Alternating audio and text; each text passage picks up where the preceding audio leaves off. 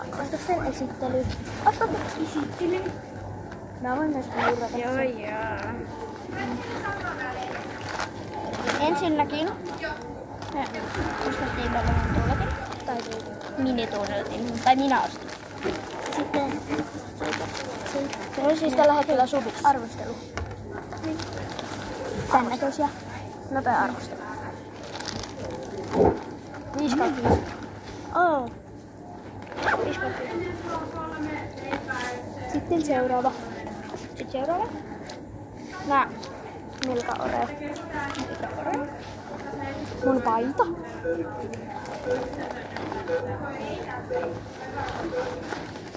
Joo, todella hieno kuva. Ihan perussuolisesti.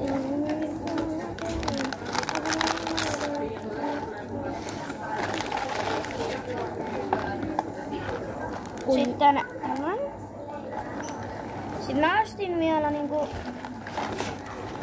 mä ostin vielä sellaisen kuumaliimapyssyin niitä liimoja.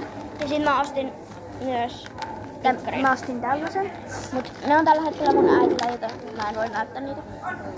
Mä puolitan tän. Oli ne oikeesti ihan sika hyvää. Niin nää oli ihan sika hyvää.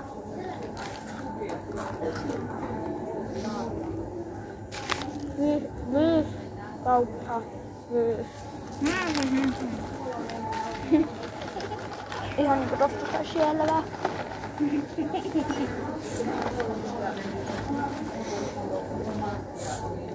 Ja sit mä ostin myös eilen tän hajuveden.